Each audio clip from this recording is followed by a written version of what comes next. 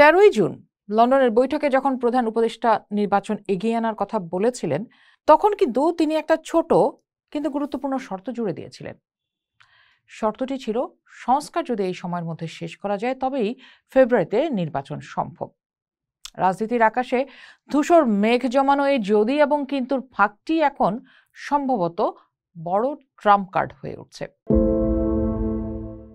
কারণ এই মুহূর্তে গণমাধ্যমে রাজনীতিবিদদের যে বক্তব্য পাওয়া যাচ্ছে, বিশেষ করে জামাত, ইসলামী আন্দোলন বাংলাদেশ এবং এনসিপি প্রায় একই সুরে কথা বলছেন সংস্কার আগে, তারপর নির্বাচন।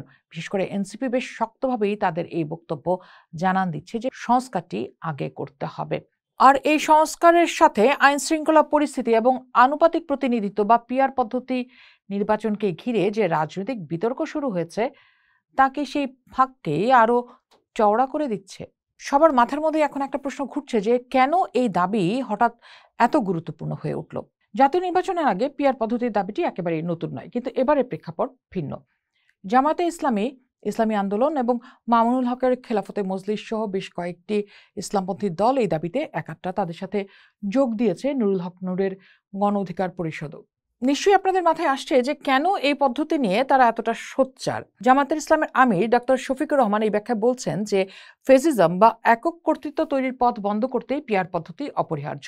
দলের সেক্রেটারি জেনারেল মিয়া গোলাম পারওয়ারের যুক্তিও, এই পদ্ধতিতে ভোট ডাকাতির সুযোগ নেই, এটি ছাড়া দেশের গণতন্ত্র প্রতিষ্ঠা অসম্ভব। কিন্তু প্রশ্ন হলো, এই দাবি কি কেবলই গণতন্ত্র রক্ষার জন্য, নাকি এর পেছনে আর কোনো রাজনৈতিক সমীকরণ কাজ করছে?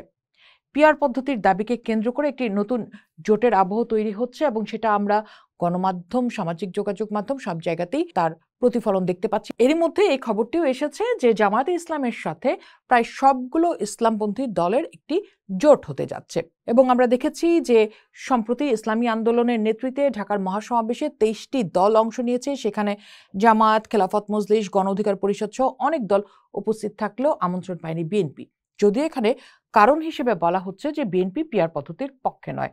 আমরা জানি আগামী 19 জুলাই ঢাকায় মহাসমাবেশ ডেকেছে জামায়াতও, এবং সেখানেও সমমনা দলকে আমন্ত্রণ জানানো হয়েছে। তাহলে একটু হিসেবের ব্যাপার নিশ্চয়ই চলেই আসে যে এই দলগুলো মিলে কি বিএনপির নির্বাচনী প্রতিদ্বন্দ্বী হয়ে ওঠার চেষ্টা? যে নুরুল হক নুরু, যাকে বিএনপি একসময় সমর্থন দিয়েছিল, তিনিও এখন জামাতের সাথে বৈঠক করে নতুন নির্বাচনী সমঝোতার কথা বলছেন। তাহলে কি বিরোধী রাজনীতির নেতৃত্বে বিএনপি তার একচ্ছত্র অবস্থান হারাতে যাচ্ছে? আর এটাকেই অনেক রাজনৈতিক বিশ্লেষক মনে করছেন যে বিএনপিকে চাপ দেওয়ার একটি কৌশল, অর্থাৎ দর কষাকষির একটি কৌশল বিএনপির সাথে। কারণ পিআর পদ্ধতির এই জোরালো দাবি আসলে একটি সুচিন্তিত রাজনৈতিক কৌশল। জামাত ও তার সহযোগীদের মূল লক্ষ্য হচ্ছে এখানে প্রস্তাবিত সংসদের উচ্চকক্ষের আসন ভোটের অনুপাতে বন্টন করার প্রস্তাবে বিএনপিকে রাজি করানো। আর সে কারণেই আমরা দেখছি যে জামায়াত ইসলামী এবং ইসলামী আন্দোলন সহ অন্যান্য দল নিম্নকক্ষে পিআর পদ্ধতির দাবিতে রাজপথে নেমে বিএনপিকে চাপে ফেলছে। বিএনপি যদি তাদের প্রস্তাবিত আনুপাতিক উচ্চকক্ষ মেনে নেয়, তবে তারা নিম্নকক্ষে বিদ্যমান পদ্ধতির নির্বাচনে রাজি হয়ে যাবে। জামায়াতের নেতারা মনে করছেন এই চাপ কাজে দিয়েছে, কারণ বিএনপির ভারপ্রাপ্ত চেয়ারম্যান তারেক রহমানও এখন এই নিয়ে কথা বলতে বাধ্য হচ্ছেন। চলুন এবার একটু দেখি যে তাহলে উচ্চকক্ষ কেন এতটা গুরুত্বপূর্ণ। এই কৌশলের কেন্দ্রে রয়েছে উচ্চকক্ষ, কারণ 2008 সালের নির্বাচনের উদাহরণ এখানে প্রাসঙ্গিক। 49% ভোট পেয়েও আওয়ামী লীগ 2/3 আসন পাওয়ায় সংবিধানের 15 সংশোধনীর মাধ্যমে তত্ত্বাবধায়ক সরকার ব্যবস্থা বাতিল করতে পেরেছিল। যদি আনুপাতিক প্রতিনিধিত্বের ভিত্তিতে একটি উচ্চকক্ষ থাকতো, তবে 49% ভোটের জন্য আওয়ামী লীগ সেখানে অর্ধেকেরও বেশি আসন পেত না। ফলে সংবিধান সংশোধনের মতো গুরুত্বপূর্ণ সিদ্ধান্তে তাদের বিএনপির সমর্থনের প্রয়োজন হতো। সংস্কারপন্থীরা মনে করেন এই সাংবিধানিক ভারসাম্য প্রতিষ্ঠা করতেই আনুপাতিক উচ্চকক্ষ জরুরি। আর এটা নিয়েই বিএনপি এখন এক ধরনের উভয় সংকটে। একদিকে তারা কোনোভাবেই পিআর পদ্ধতি মানতে রাজি নন। তারেক রহমান হুঁশিয়ারি দিয়েছেন এই পদ্ধতি দেশে বিভক্তি ও অস্থিতিশীল সরকার তৈরি করতে পারে।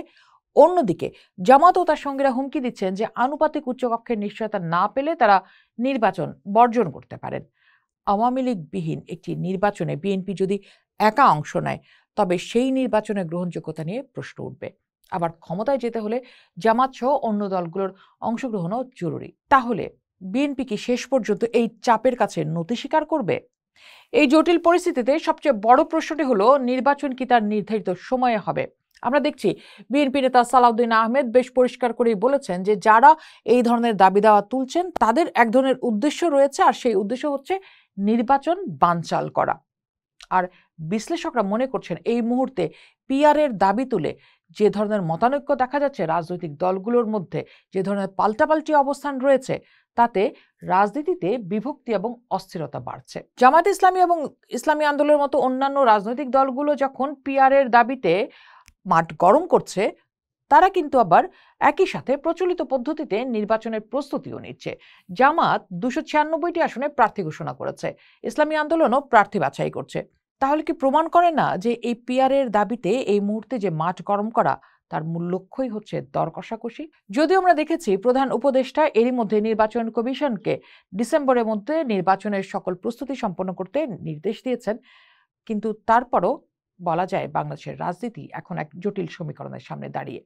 পিআর পদ্ধতির দাবিকে কেন্দ্র করে যে নতুন জোট বা দর কষাকষি শুরু হয়েছে, তা বিএনপির জন্য একটা বড় চ্যালেঞ্জ তো বটেই, এবং এই চাপ সামলে বিএনপি কিভাবে এগিয়ে যাবে তার উপরই নির্ভর করছে আগামী নির্বাচনের ভাগ্য। আর সবচেয়ে বড় আশঙ্কা হলো এই রাজনৈতিক বিভেদ শেষ পর্যন্ত সেই চিকন যদি কিন্তু ফাঁককে ব্যবহার করে নির্বাচনকেই অনিশ্চয়তার মুখে ঠেলে দেয় কিনা।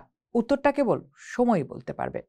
পোস্ট দেখুন, ভাবুন, করুন, পোস্টের সাথেই থাকুন।